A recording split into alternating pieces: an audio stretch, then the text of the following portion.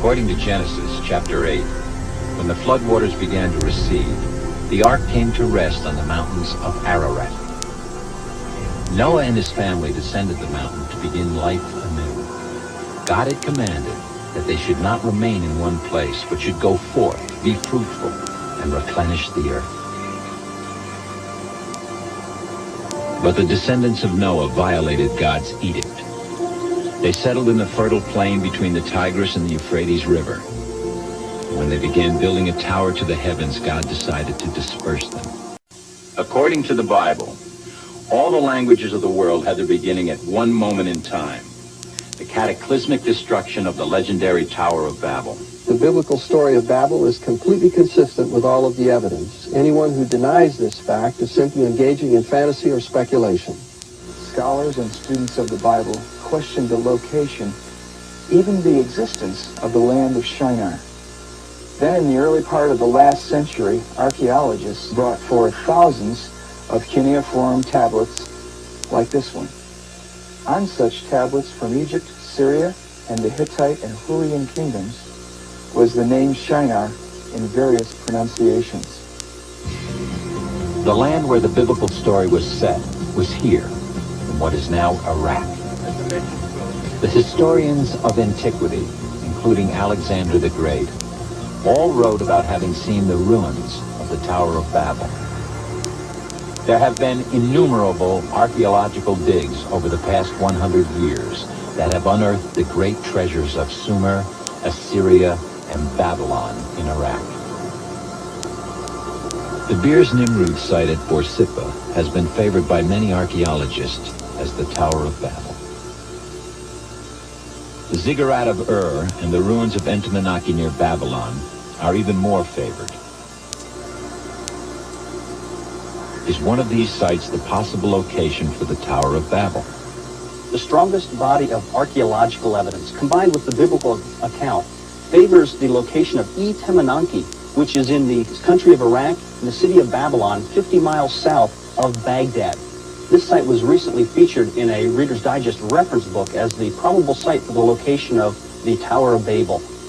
Today, in the city of Babylon, a model of this tower is featured in the Nebuchadnezzar Museum. Not only was there a real Tower of Babel in the past, the tower and the city that bore its name is being rebuilt today by the world's most dangerous dictator. Not only was there a real Tower of Babel in the past, the tower and the city that bore its name is being rebuilt today by the world's most dangerous dictator.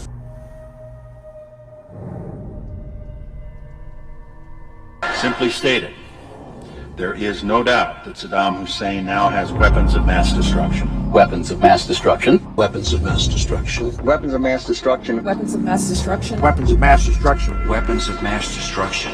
We agree that the Iraqi dictator must not be permitted to threaten America and the world with horrible poisons, diseases, gases, and atomic weapons.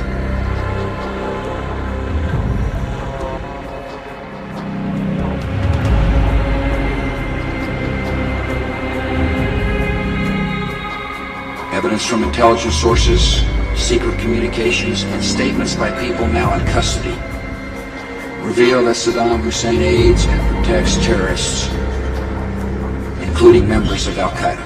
I want to put into the record, Mr. Chairman, a page from this document put out by the Bush administration, the Network of Terrorism. It was put out a month after 9/11.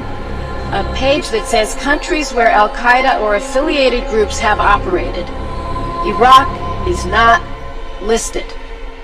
The temple towers of Mesopotamia were centers for communicating with ancient astronauts. I believe the tower was intended as a communication device, but not with any so-called ancient astronauts, rather with the spirit world of demons and fallen angels. Rather with the spirit world of demons and fallen angels. We have before us the opportunity to forge for ourselves and for future generations a new world order, a world where the rule of law, not the law of the jungle, governs the conduct of nations. When we are successful, and we will be, we have a real chance at this new world order, an order in which a credible United Nations can use its peacekeeping role to fulfill the promise and vision of the UN's founders.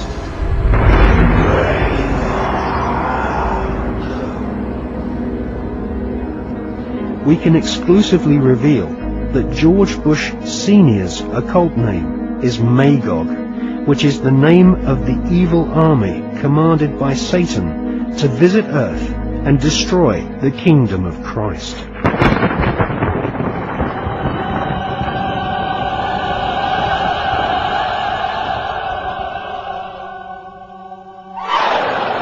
These minor antichrists, or Dajjals, herald the era of the great Dajjal, the supreme Antichrist, the premier son of Satan, who will spread terror in the name of peace. So long until they suspend and or make it clear that they that their statements aren't real. Yeah, I believe they want to have the capacity, the knowledge, in order to make a nuclear weapon, and I know it's in the world's interest to prevent them from doing so. I believe that the Iranian, if Iran had a nuclear weapon, it would be a dangerous threat to world peace. We got a leader in Iran who has announced that he wants to destroy Israel. So I've told people that if you're interested in avoiding World War III, it seems like you ought to be interested in preventing them from having the knowledge necessary to make a nuclear weapon. And I take the threat of Iran with a nuclear weapon very seriously.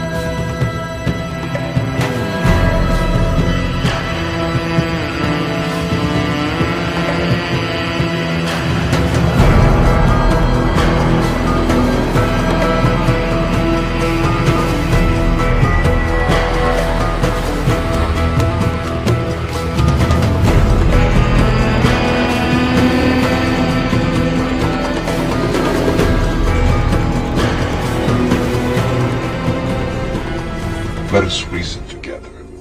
It would be a regrettable waste. It would be nothing short of madness for you, brave king, and your valiant troops to perish. All because of a simple misunderstanding. There is much our cultures could share. Haven't you noticed? We've been sharing our culture with you all morning. Yours is a fascinating tribe. Even now you are defiant. In the face of annihilation, in the presence of a god. It isn't wise to stand against me, Leonidas. Imagine what horrible fate awaits my enemies when I would gladly kill any of my own men for victory. And I would die for any one of mine. You Greeks take pride in your logic. I suggest you employ it. Consider the beautiful land you so vigorously defend. Picture it reduced to ash at my whim.